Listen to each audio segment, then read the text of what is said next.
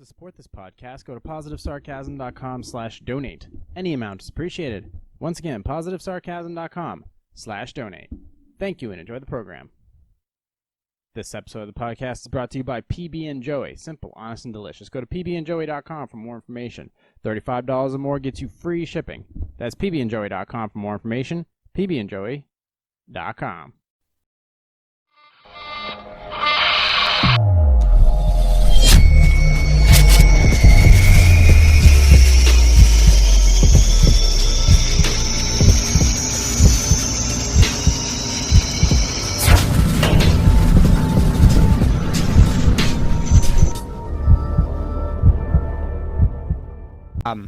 I like to disconnect mentally every now and then.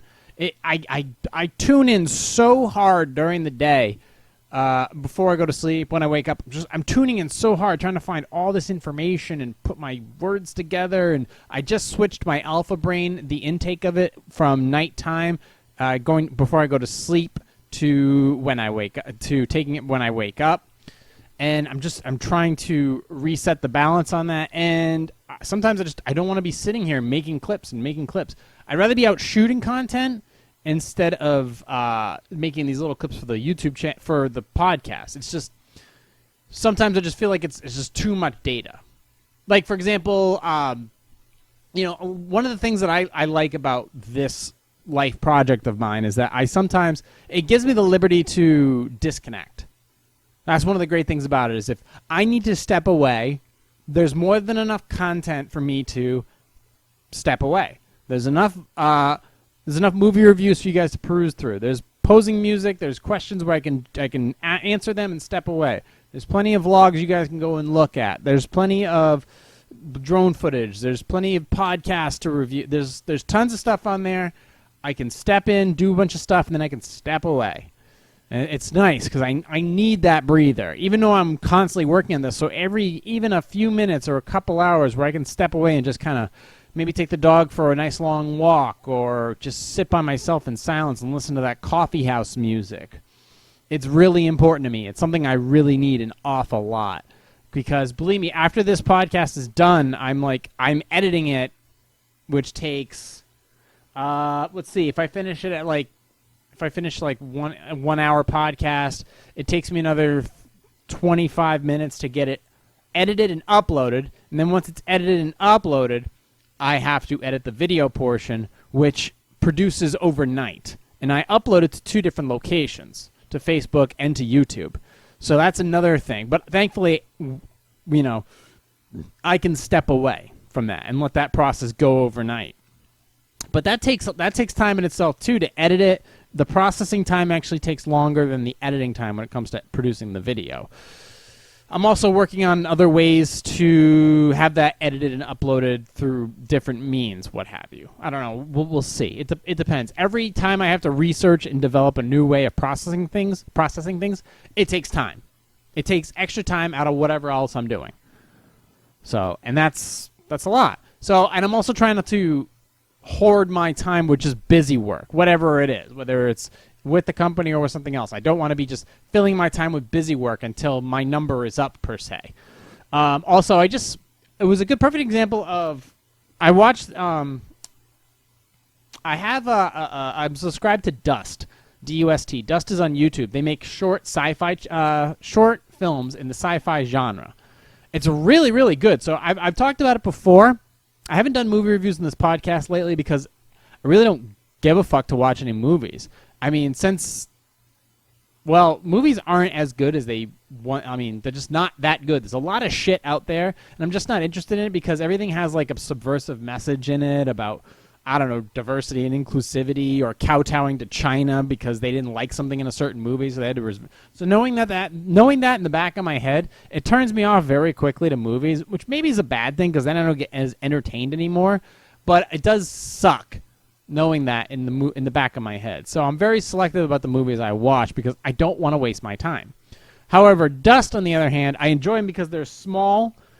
They're small movies. They're generally between 5 and 20 minutes long, and they're really cool concepts. Like, for example, The Ocean Maker is a great concept. It's actually an animated movie.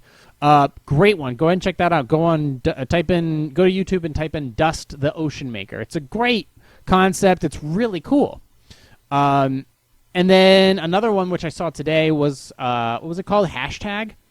It was about this woman who everything she does, I mean, very Kardashian-like.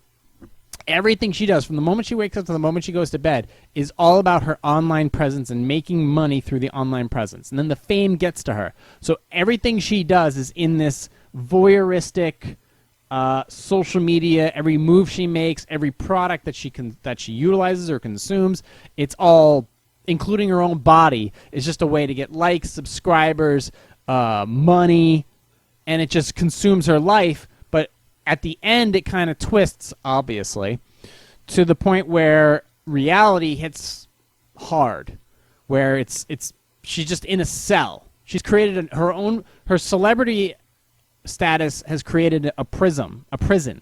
It's just so fucking, it just really, you watch it at the end, you're like, oh man, I gotta step away, because we're kind of getting to that point where everything we do is online. And now with COVID, and there's, regardless of your politics or your ideology or your religious beliefs, everybody's home, everybody's avoiding going out. I mean, believe me, people want to go out and do stuff. People want to just go out and be part of society in general, but it's just not happening. And some people won't. Okay, a lot of people won't. We need to stop pretending like it's some people. It's a lot of people. A lot of people don't want to go out. A lot of people can't go out.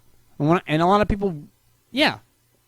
When I say a lot of people, I'm saying hundreds of millions. So this online lifestyle is becoming a normal, which is not healthy for somebody like us. We need human interaction. We get depressed when we're in these, like, I go out. It's important for me to go out and go for walks and experience nature and just reconnect and, chat with my friends a little bit like that. But for the most part, yeah, I can feel it in the back of my head. Like, certain parts of my brain that shouldn't be growing are growing beyond and taking over, and it's not good.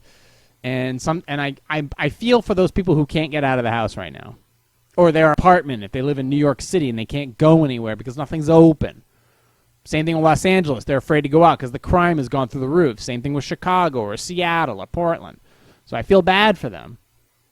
My offer still stands from last week's podcast. If you are moving to New Hampshire and fleeing one of these cities, I will buy you dinner. And if I can't find the type of food that you're into, I'll try to make it for you. Also, for supporting the podcast, if you Venmo me $1 or you send me, if you Venmo me $1 at Positive Sarcasm, I will send you one of my PS stickers, one of my holographic PS stickers. I will mail that to you. That will include footage. So send me a Venmo at Positive Sarcasm, and I'll send you one of these. I'll send you one of my stickers, 3x3 courtesy of Sticker Mule. So for supporting the podcast, get you a free sticker. I'll work on more merch in the future. But in the meantime, I wanted to get to, there's a lot of technology news. Actually, yeah, I want to get to some technology news. I'm going to skip this, the first article I got to. By the way, I ran really long on last week's Sunday leftovers, but I had to, that happens. Fuck it, I'm not going to apologize. That's what I do. Anyways, I want to get to something. This is some housekeeping news for tech nuts and people starting their own company and trying to be more efficient. Listen closely to this article. I got this off of Tech Radar, and this is something I've probably preached about in the past, but this is a perfect example of what happens when things go wrong and you entrust other companies to take care of your own shit for you, and it fails miserably. So check this out. Canon says, this is from Tech Radar, courtesy of Mark Wilson. Thanks, Mark Wilson. Canon says its cloud service can't restore users' lost videos or full-size images. Videos and full-res images permanently lost after coding issue. Let's dive into this shit show. All right. Canon has explained what went wrong when its cloud service, image.canon, went down last week, and it's not good news for affected users. The image.canon site went offline on July 30 and only returned on August 4th, following an investigation from the camera giant into what went wrong. On the plus side, Canon has confirmed that we found no unauthorized access to image.canon and that the incident caused no leakage of images, which means it's entirely separate incident to a major ransomware attack that also hit the company last week. But unfortunately for the image.canon users affected by the earlier incident, Canon also said that there was no technical, quote, there was no technical measure to restore lost video images, and that still images can be restored, but not with original resolutions. In a statement of the image.canon homepage, it added, "We offer our deepest apologies to affected users." So what in the name of holy pixels went wrong? It actually is a painfully simple coding error. Canon's cloud service has two functions. Okay, I'll dive into some of the details of this in a second, but let's continue on with the article. Canon's cloud service has two functions. The main one is short terms, temporary storage for where you can store images directly from your camera for up to 30 days before sending them to a long-term cloud storage service like Google Drive. The problem was that coding mistake got this confused with image.canon's second function, which is offering up to 10 gig of long-term storage with no expiration date. As Canon explains, when it switched over to a new version of the software to control these services on July 30, the code to control the short-term storage operated on both the short-term storage and the long-term storage functions, causing the loss of some images stored for more than 30 days. Oh my God. It might get cloud. Canon hasn't confirmed exactly how many users were affected by this image.canon incident and lost their media as a result. But the fact that the service is so new is perhaps something of a blessing. The cloud service has only been up and running for a few months, having taken over from both the Canon Image Gateway, a bridge application that helped you upload media to the cloud, and is now discontinued via cloud service storage, blah, blah, blah. Still, Canon has now rolled out image.canon support to 27 of its cameras, so it could soon become popular cable-free way for Canon users to get images off their camera despite the incident. The incident does nevertheless underline the importance of following the 3-2-1 backup rule, which means keeping at least 3 copies of your photos with 2 backup copies kept on a different storage media, and be that an SSD or cloud service. Okay. So let's back up here, and we'll talk about this a little more in depth, because I think this is important, and I think you're going to see more of this in the future, and it could be more apocalyptic than you imagine. All right. So number one, Canon is one of the, first of all, they make really cheap printers that are actually pretty good. They make some of the most, they're very big in the photography and in the video camera business. Okay, they make the Rebel series, they make the D series. They have a lot of cameras. They've also just recently entered the mirrorless camera business, but they're big in DSLR. They're big with the camera enthusiasts for sure. However, now when it says that right here, a lot of companies are doing this now. So when you take your camera, when you take a picture, if you're whether you're using regular JPEG or you're using raw media, it stores it on the SD card that you take the picture with or the video with. But then you can have it set up so it automatically uploads to Canon's cloud site. So all your information goes up there, whether it's temporary storage or to permanent storage. Now, raw photos, if you don't know, to take a JPEG, a standard JPEG is pretty small. It's a couple megabytes, no big deal. However, a raw photo, when most professional photographers take raw, because what they do with that raw data is they then ship it over to Photoshop or Corel photo editor or whatever they decide to edit with afterwards. Or if they're shooting high-resolution video, well, then they move that shit over there. Either way, a lot of data. So when Canon says that there are no technical measures to restore lost video images, okay, that's not good. Still images can be restored, but not with original resolutions. So the original resolution, say it was a raw photo shot, with a large canvas. Well, apparently it can't be, there's no technical measure to restore it with the original resolution. So a professional photographer, say he just did a wedding shoot. He or she just did a wedding shoot. And all the raw data, all the raw photos were saved on the Canon site. Well, in this case, if the data was the raw photos were lost, that entire shoot is garbage because that's what they edit with. Professional photographers don't edit with JPEGs. They edit with raw images. As far as me, I'm not a photographer, so I don't really give a shit. I take pictures with a small mirrorless camera, which is in high detail JPEG, and I just do it as sort of a courtesy to anybody I'm working with.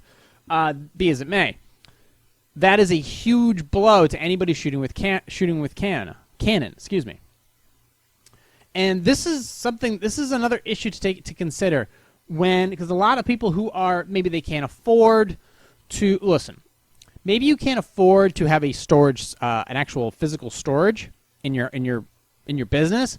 You definitely cannot afford to lose your data though, and it's surprisingly cheap to actually have a server in your business. It's super cheap.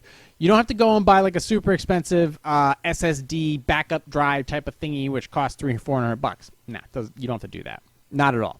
There are much cheaper ways to do it. For example, you can go and get like a super cheap Dell Optiplex backup, because in like healthcare or government work or any large capacity office work, they all order in mass quantities these Dell Optiplex or HP whatever Pavilion fucking computers. They're, a dime a dozen. You can find them online for cheap, like 40, 50, 60 bucks. They usually run dual core processors. They'll do any simple task that you need to on the internet. They can be upgraded just enough to basically be to today's standards. If you wanted to watch 1080p video, you could do that. If you wanted to watch Netflix, you could do that. If you wanted to do some simple editing, you could do that. So yeah, there's a lot, and you can buy them for like 40 to 50 bucks. Boom, there's your server. Now, generally they come with like a 250 gig hard drive. That will last you maybe nowadays 3 or 4 vlogs, or 4 or 5 video photo shoots. So what do you do at that point?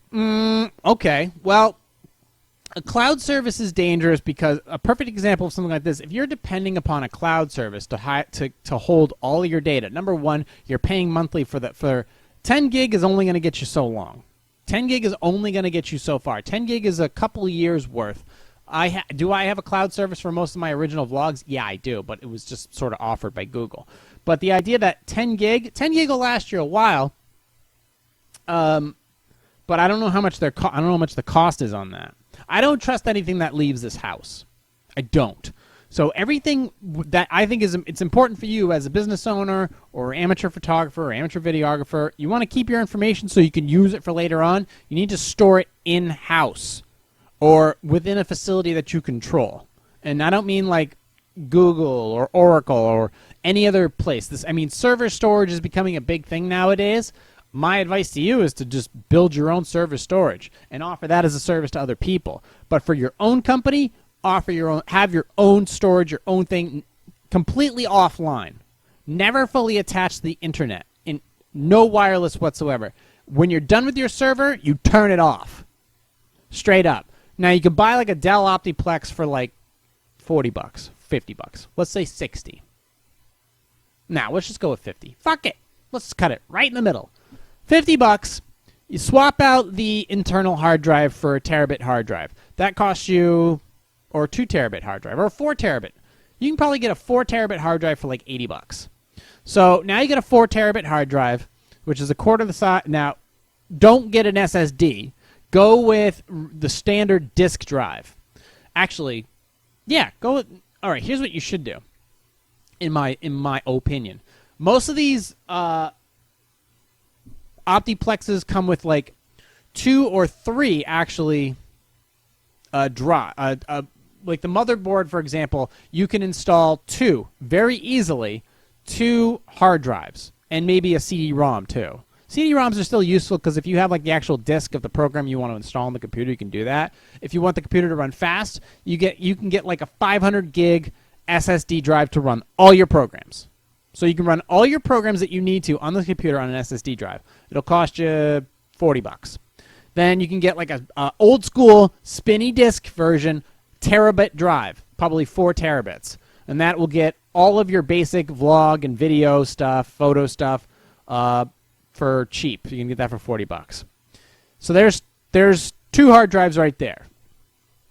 Then on the top of that, what you can do is you can buy external or additional internal hard drives.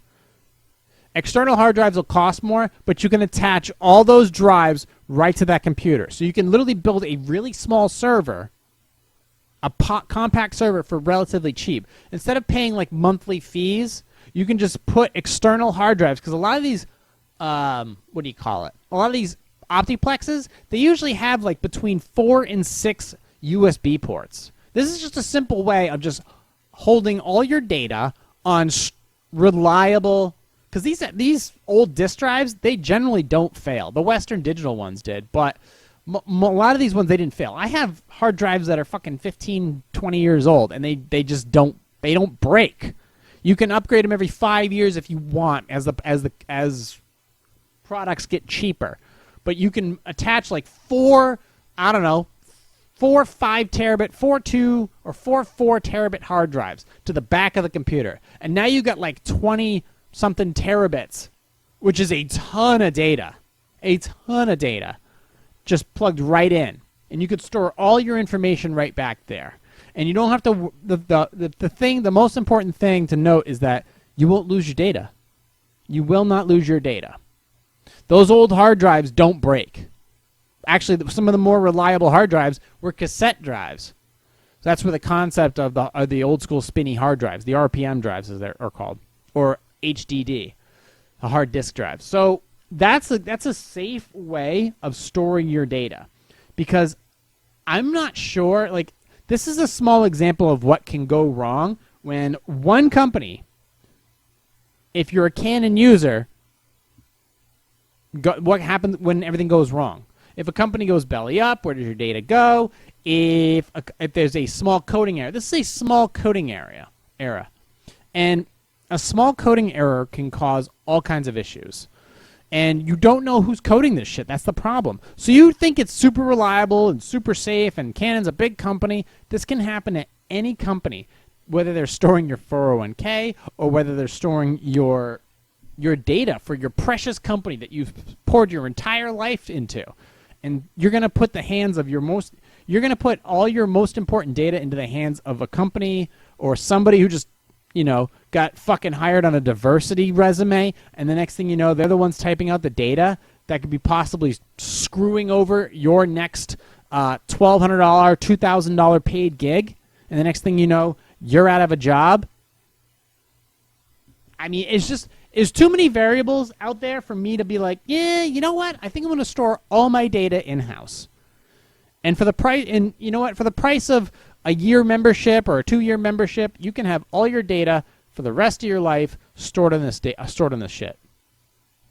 And believe me, I don't give a fuck what anybody tells you. Files are files. All you have to do is name and date your files and put them in a separate folder, and you'll never get lost in that Vatican Ark per se. That shit will never get lost. You'll be like, it's in this drive, named this, and it was labeled that and dated here. Boom, done. Boom. That's it. That's all you should. That's what I recommend you do. Especially if I need to be promoting spare parts studio mentality, this is exactly what you should be doing with your data instead of just sending it off. You don't know where it's going. You don't know who's getting a hold of it. And you don't know what type of user agreement you're signing when you send that information off to that company. You don't know. Because you now have access to your data, which is in a server somewhere across the universe. And between you and that data, there's people trying to access it, people trying to hack it, people trying to hack you. So why do it? Why compromise your data like that? Store it in-house. So only you have access to it. That's what I do. If you disagree with me, I understand that, maybe the amount of data you need storage is just, it makes sense to store it somewhere else. Okay. I'm not buying it. I feel when in doubt, do it yourself. Store it yourself.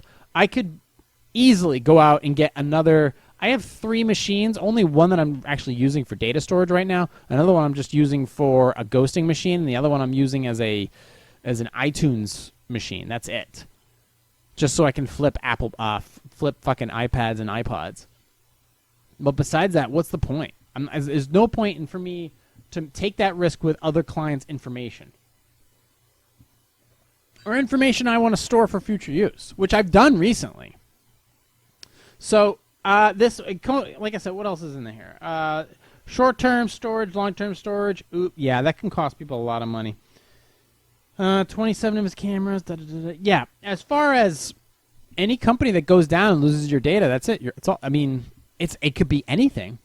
It could be any company. So, I just wanted to run that by you. Also, speaking of compromising data, I did mention last week about TikTok, and if it goes away, I completely understand, and, well, that's the end of it. Well, there's another thing. This is from The Verge, and I'm just going to read it out. I mean, it's a Wall Street Journal investigation. Wall Street Journal, in my opinion, is pretty legit. I'm actually a fan of the Wall Street Journal. As far as how they deliver their information, it's actual information.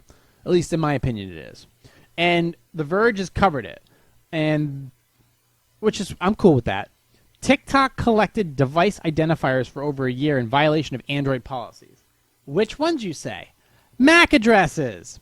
TikTok's Android app collected users' MAC addresses for over 18 months in violation of the platform rules. Discovered by the Wall Street Journal investigation on Tuesday, the addresses would be served as a unique identifier for each user's device, making them valuable for both advertising and potentially more invasive forms of tracking. So when you install an app on your phone, it then goes and checks the other apps, and then goes and checks your device health, where you've been, your location settings. It accesses all that, your camera, all that shit. And now it has your MAC address as well. By 2015, both iOS's App Store and the Google Play Store had banned the collection of MAC addresses as a matter of policy, but TikTok was still able to obtain the identifier through a loophole. A study cited by the Journal found in nearly 350 apps on the Google Play Store had taken advantage of a similar loophole, generally for ad targeting purposes. TikTok discontinued the practice in November of last year, a shift in policy the Journal attributes to mounting political pressure from Washington. So, whenever you got your new phone, the revelation comes at a delicate time for TikTok, which is facing difficult questions from the White House over its Chinese parent company, which is ByteDance. And right now, see, the Journal findings cut against the best argument on TikTok's defense that the system doesn't collect any more data than a standard mobile app. That's not comforting at all. While most often used for ad tracking, collecting MAC addresses is among the more invasive forms of the practice. Reached for comment, TikTok emphasized that it discontinued the practice. Oh, we don't do it anymore. I don't kill hookers anymore. We constantly update our app to keep with the evolving security challenges. That's a fucking representative, a legal rep. We always encourage our users to download the most current versions of TikTok. Of course you do. So yeah, there's that. Okay. So at this point, if TikTok goes, I'm fine. I'm fine with that. Obviously, it's one thing if the government is doing this because this whatever, but if the Wall Street Journal's investigating it, then I've got a big fucking problem with the fact that they were. I get it. Like, I can look at my phone right now, and there is a bunch of apps right here that I would definitely question if they were checking out my data or not. Skype is one that I would question. Twitch is another one that I would question. Outlook.com, Messenger, LinkedIn, TikTok, Instagram, Facebook, and Pages Manager. I would definitely question all those apps to be looking through shit they weren't supposed to. YouTube, definitely. Pandora, possibly. The Waze app, most likely. And then, of course, there's Uber, Lyft, Cash App, PayPal, Robinhood. Yeah, Airbnb. Yeah, they could all be doing it. So I'm becoming more and more increasingly concerned about these companies accessing my data. Granted, it may be a little bit too little, too late, but It's just the idea of not having a fucking GPS beacon running around your pocket. I don't know how this. I know that. First of all, advertising. I get it. Advertising's fine. If you're smart enough to avoid the advertising and not blow all your cash, I get it. But as far as using it for sociological or political purposes, that I'm not a fan of. There's generally other more devious plays at work or other plans at play, and that's the thing that kind of worries me. It's like there are a million things that they could be that you could think of that they could be using this shit to negatively affect your life. It's the shit I can't think of. Like, for example, we never thought in a million years that data would be the most valuable commodity on the market today. We never thought of that. Well, somebody did, obviously, and that's why they're making millions of dollars. You know, remember when you used to get a shitload of junk mail in the mail? Just tons and tons of junk mail? Now it's like a little more properly, you know, it's a little more aimed at you. It's a little better aimed. You used to get junk mail, you know, hey, you want to buy a pool? Motherfucker, I live in an apartment. I'm not getting a pool. Now it's like, you know, hey, you were looking at watches 10 seconds ago. Next thing you know, you get a voucher in the mail. It's like, shit. And yeah, I'm always looking at watches. I was looking at a watch the other day. I was looking at a Tissot, a beautiful, you know, gold and silver Tissot, which is still on sale, by the way. You go to jamashop.com. There's a sale code on there. Go and check it out. It's beautiful. It's 42 millimeters, really nice, Swiss made and everything. Okay, so yeah, I'm generally concerned if TikTok gets banned. I'm fine with that. I'll move to another platform, or I'll just minus that platform altogether. So yeah. And like I said, you can lose all your data online, or you can have your private data accessed. Like I said, anything that you do on a computer, keep it in-house. Like, for example, I don't want to be sitting on my phone all day looking at the Robinhood app and checking out stocks. That's one of the reasons I have a tablet and a laptop in front of me while I'm doing other things, is so that I don't have to sit on my phone. I would rather use, and also slowly getting rid of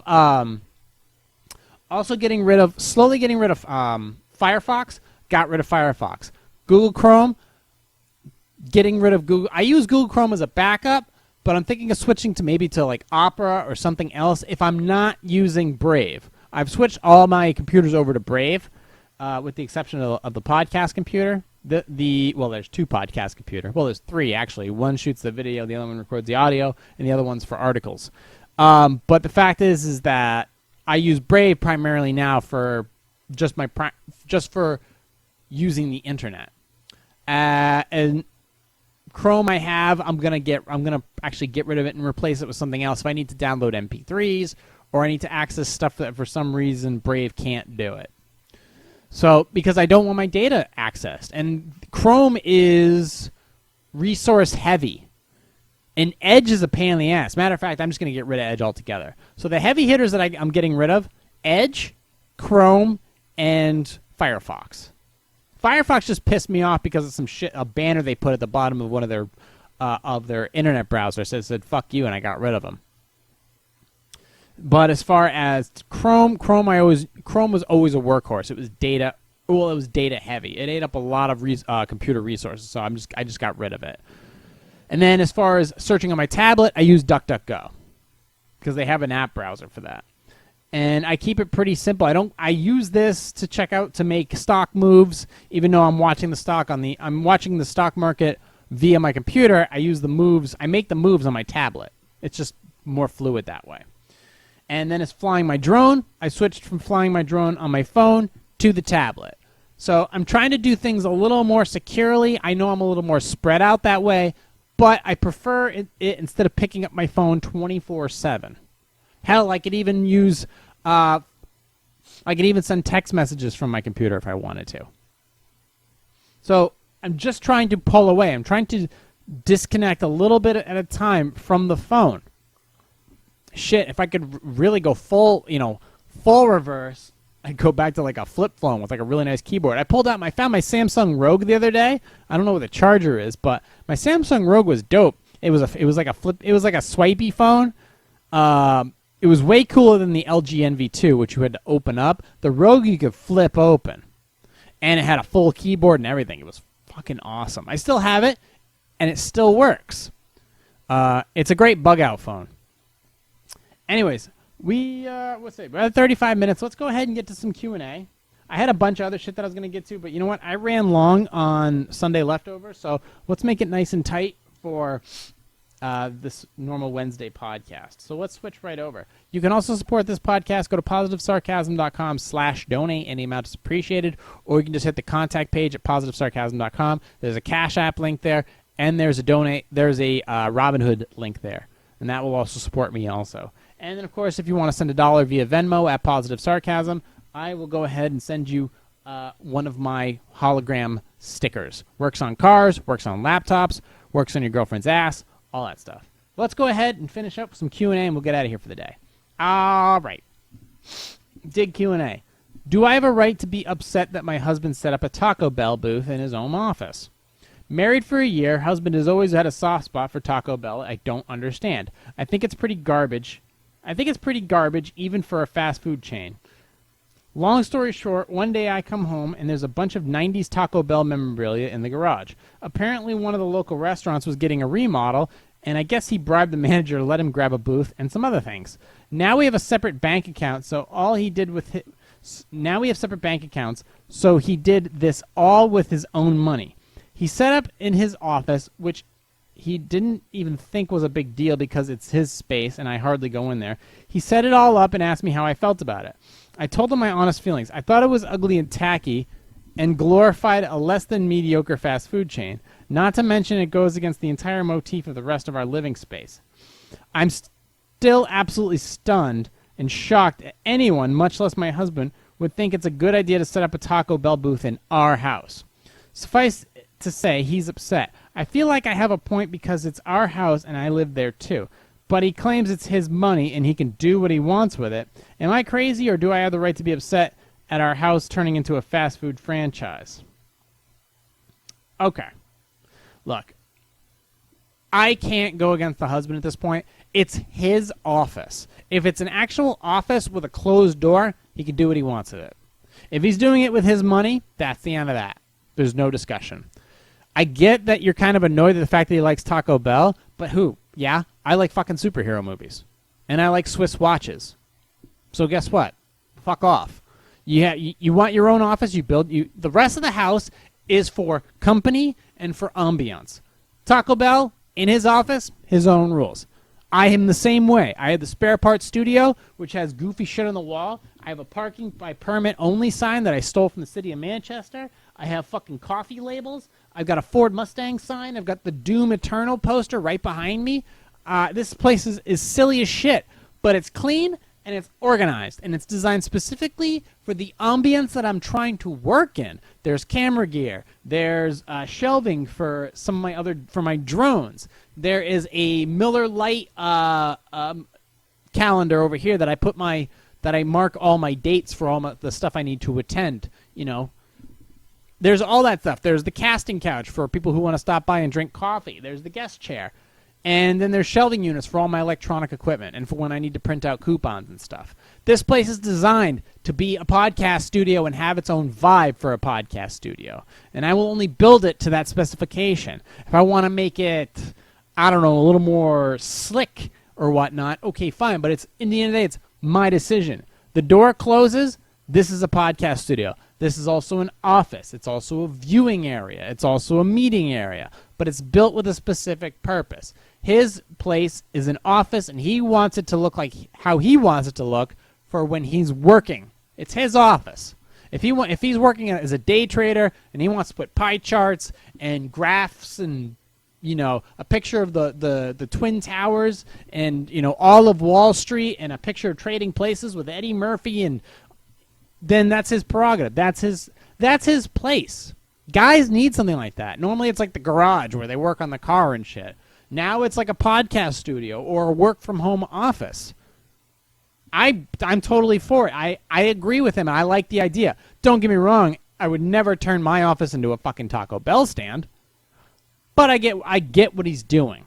And I would love to even clean it up even more with more stuff like that. I wouldn't want to overwhelm it and make it look like a hoarder lived here, but I have a back room that stores all the extra electronic equipment. It's not stored in here. Like the stuff that I use to go out onto the field on location is here, but the other stuff, the back room stuff, is already organized for extra spare parts. But no, it's his spot. It's his office. It's 100% his decision. As long as it's his money. It's not the kid's college tuition or anything like that. That would be a problem. That you would have a discussion. I know you guys are married and all that stuff, but it's his money. It's his office. It's his decision. You can't go back on that. Okay. Next one. Is it unreasonable to expect my brother's girlfriend to replace the cake she stole from my birthday party? I had a small, socially distant party for my birthday. It was supposed to be me, my brother, roommate, and boyfriend. But my brother brought his new girlfriend, Emily, and her small son without asking. We had to keep an eye on the kid so he wouldn't run off the patio. Emily was more interested in our beer than anything else. My roommate got me an expensive cake. She was handing out slices when Emily pushed her over and tried to take a huge slice for her son. I stopped Emily and told her to take a smaller slice, since the cake was very rich. Then I put the rest of the cake back in the fridge. I told my brother he needed to get a handle on the situation, but he just told me to chill. When they left, only my brother said goodbye to us. Then my boyfriend looked in the fridge and noticed that my cake was gone. I was pissed off and ran after my... Wait a minute, hold on, let me back up here. Then my boyfriend looked in the fridge and noticed that my cake was gone. I was pissed and ran after my brother. They were still in the parking lot trying to buckle up the kid. I went up to Emily and demanded that she give me back my cake. First, she said she didn't know what I was talking about. Then I saw the cake box in the back seat and told my brother to give it back. Emily swore I had given it to her because cake is for kids. I called her a liar. My boyfriend and roommate followed me out, and my roommate went around the car and opened the door to grab the cake. Emily tried to stop her, and the cake ended up on the ground. The kid started crying, Emily started swearing, and everyone went home mad. Emily claims it was an accident, but I believe my roommate and she says Emily knocked it out of her hands. I want nothing to do with Emily ever again. I'm angry at my brother for bringing this witch and trying to defend her. Everyone in our family is appalled by what happened. I told him when Emily apologizes and replaces the cake from the same bakery, then I will forgive her. He got angry at me because it was a $50 cake from the city. He told me I was being petty and unreasonable and that it was just cake. It always starts out with being just cake. I don't care. My birthday was ruined. This was the first time Emily met anyone in our family, and she got drunk and stole from me. This is a red flag if there ever was one. I don't think I am out of line here. Emily's a bitch. Let's see. Okay. Someone just like this is someone you want to spend the next year going back and forth with your brother. Listen, your brother brought somebody who wasn't necessarily invited and brought the kid as well. And under the circumstances of COVID, you wanted to have a smaller party. She showed up uninvited, brought the kid, who was also technically uninvited. She was pushy, and then she took the cake without asking. Listen, it always starts out with something small, all right? It's no big deal. It's just a cake. Yeah, well, guess what? It's my fucking birthday. Not my birthday. I don't give a shit. I don't care about my birthday. But it was your birthday. That was your cake. She didn't have to take it, and she lied. She flat out lied. Okay, it's one thing if she took the cake or took a big piece home for the kiddo. It all stops the minute you find out she was lying.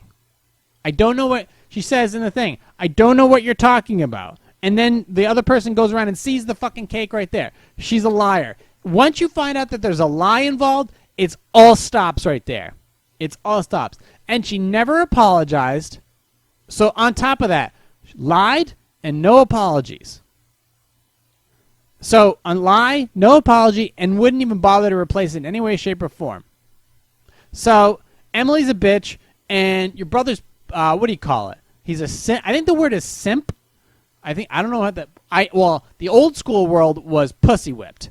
Okay, your brother's pussy whipped, and Emily's got some of that tight cooch. And the fact is that he is just trying to back her up because maybe he can't find anything better, or he's just a beta, and Emily's got control over him. But she lied. She lied and took the cake. So, yeah, fuck him, fuck her, fuck the kid, fuck them all. Yeah, it was your birthday, and you can cry if you want to. In this case, I'm actually going to side with the birthday girl, and the fact that, yeah, in this case, because of the lying, I don't know what you're talking about. I didn't take your cake. Bitch, the cake is right there. It's totally on you, and you should absolutely replace it.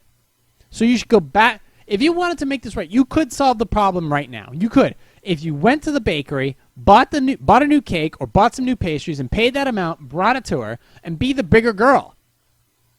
If you did that, you could actually solve all these problems. And yeah, you know what? Fuck it. If you don't want to talk to your brother, that's fine. Families break up all the time. So you know what? I'm totally okay with it. But yeah, she lied. Everything stops when the bitch lies. Let's keep the party going. Okay. This one's interesting. Should I tell my daughter's friend's parents, I am your father's cousin's nephew's former roommate? Should I tell my daughter's friend's parents they're being rude by limiting who their daughter spends time with during the pandemic? I heard my teenage daughter, this evening tell her friend she thinks another friend's parents just do not like her. They don't like me. It broke my heart. Get over it. She thinks it's because the parents are very strict. Both parents, I believe, work at highly stressful federal jobs. They would allow their daughter to hang out with only one other mutual friend, which originally hurt my daughter's feelings. I heard such things as the parents are letting only one other friend to go running with her, not me, and she was so sad. Now she feels as if they just do not like her. During this pandemic, emotions are running high. I am particularly fed up with these parents. How should I approach this? It doesn't seem like parents are overly cautious and immature, just rude. My husband says ignore. You were only hearing this from the side of a 15-year-old. I, on the other hand, would like to send a note to the parents explaining how hurtful they are. I have never been one to keep my feelings inside. What do you think? Yeah, you know what? Just leave it alone. In this case, just leave it alone. Number one, you are getting your information from a 15-year-old girl. We all know 15-year-old girls are the most reliable sources of information in all the history of the world. Number two is the pandemic. You got bigger things to worry about. Number three, yeah, they do work highly stressful jobs. It's their decision with who their kid hangs out with. And number four, she's going to get more friends eventually. Your kid should be focused on other things, and you should be focused on other things. So I think you should just let it all go altogether. Really isn't any big deal. You should just tell your daughter, you know what? Get over it. You're 15. You got other shit you should be focused on. You should be focused on boys at this point. You know, or girls. I don't know how she swings. But either way, yeah, get over it. Get over it. You should get over it, actually, is you. You get over it. Once you learn to get over it, she'll learn to get over it. She's obviously learning to react like this because of you. So, yeah, I'm seeing a pattern trending. I'm seeing a pattern forming here that I've seen in previous Dig Q&As. And, yeah, we gotta pivot here, you know? So, yeah, get over it, lady. If your husband says to chill, you chill. I'm sorry, was that too patriarchy? How can I get my older male coworker to stop commenting on my weight gain and asking if I'm pregnant? I'm a 30-something newlywed woman and have been at my current job for just over a year and a half. Prior to accepting my job, my health took a devastating blow, and I learned that I had very rare genetic disorder and had 2 baseball-sized tumors in my digestive tract. Those are, I believe they're called, what are they called? They're called polyps. And polyps eventually, they grow in your intestinal tract or in your colon, and then if you don't take care of them and change your diet, they become cancerous, and then they turn to small cell cancer, and then you're done. So, done. Like, yes, very much done. I underwent 2 massive surgeries to remove these tumors, both precancerous cells both having precancerous cells present, and ended up losing a foot of my colon and my entire stomach. As a result of the gastrectomy, I lost a significant amount of weight over the course of the first few months at the new job. Despite being very transparent and open about my genetic disorder and chronic illnesses and their effects of my body, one of my older male coworkers, Gary, began to obsess over my weight loss in terms of my upcoming wedding and encouraged me to try harder to lose even more weight. The wedding day came and went, And upon my return from my honeymoon, Gary immediately began demanding to know when my husband and I would start trying for a family, since I am older and don't have time to waste. Thinking I could cut off his behavior, I was very transparent that we were unsure if we were... I was very transparent that we were unsure if having a biological child is an option for us, and that I would appreciate it if he did not inquire about that after the conversation. Fast forward to the holidays and now quarantine, I've slowly been able to gain a bit of the weight back and get back into the zone that my doctors are pleased with. Okay. Gary has been coming in a few days here and there to help with some special one-off projects. When he bumps into me at least twice a month, he repeatedly comments on my weight gain and asks if I'm sure I'm not pregnant. He said he was only asking because he was certain that my husband and I had a quarantine whoopsie. Jesus, Gary. I said I did not feel comfortable continuing the conversation. He also recently commented on my lunches more than one time, saying that if my portion sizes are slipping, that I should, quote, watch it. I'm planning to talk to my manager about the situation, especially as my husband and I have elected for me to have a hysterectomy, to alleviate other chronic symptoms I've been having.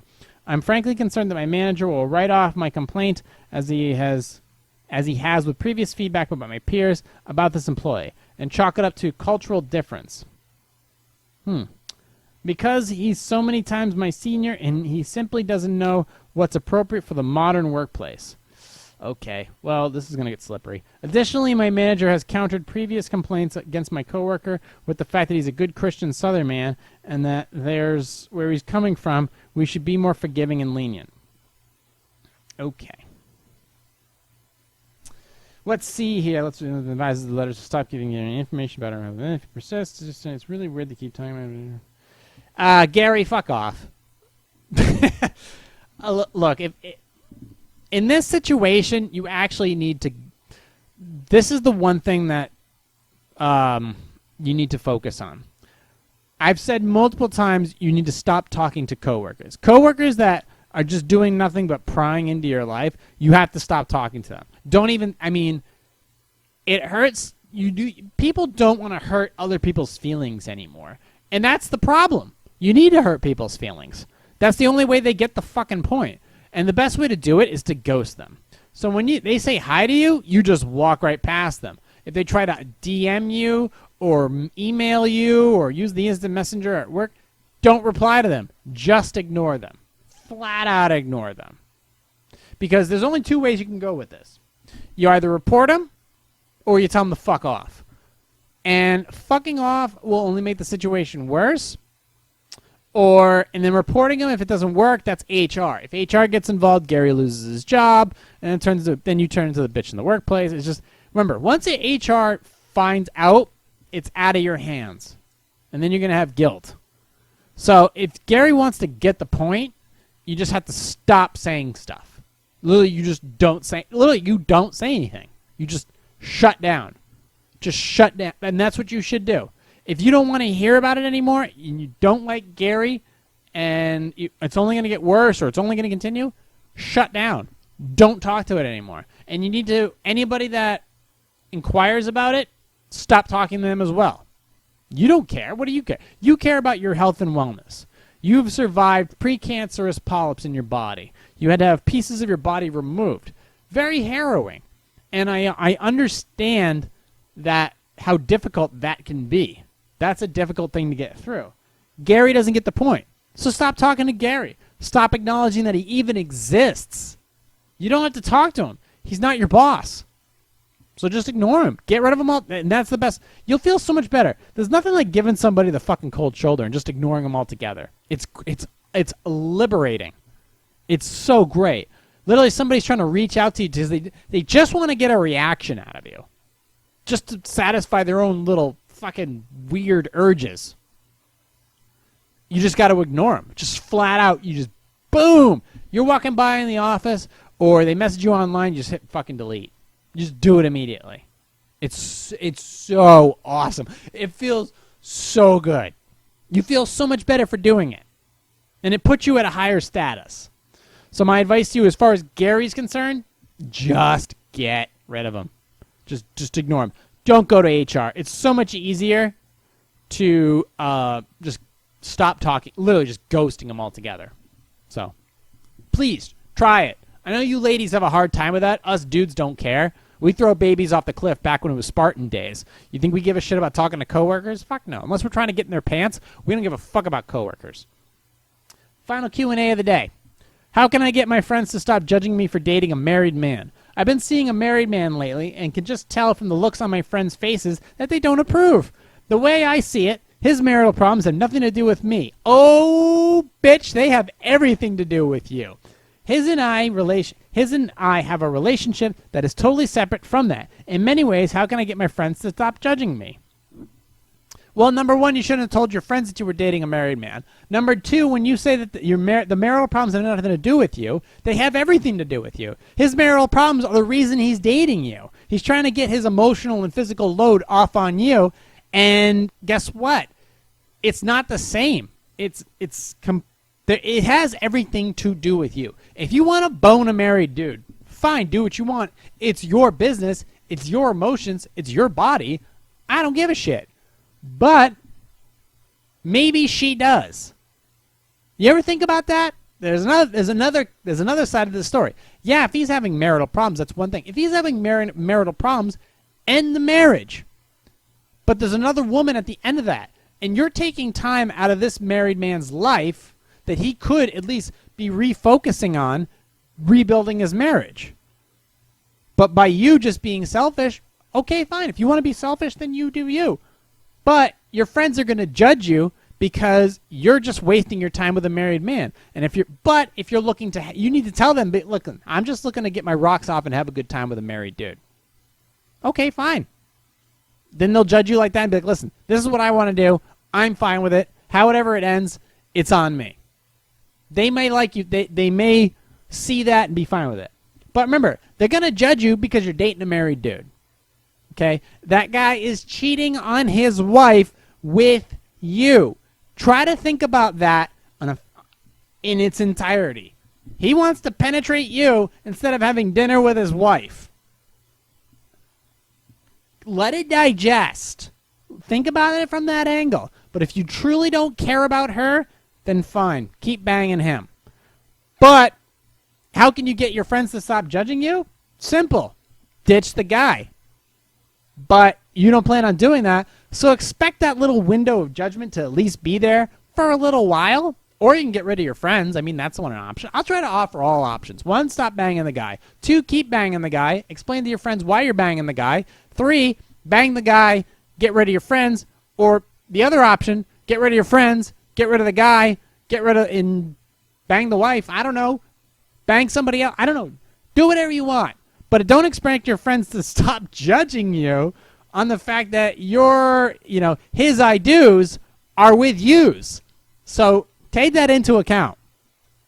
We are at 59 minutes, and how the fuck do I do this every week? Twice a week. You can find me on iTunes, Stitcher, Google Play Music, Spotify, iHeartRadio, TuneIn, Podcast Addict, CastBox, anywhere where podcasts are available. You can stream and download for free. You can also find it at PositiveSarcasm.com. You can find me on YouTube, Positive Sarcasm and Positive Sarcasm Podcast. Like, subscribe, share, donate, please.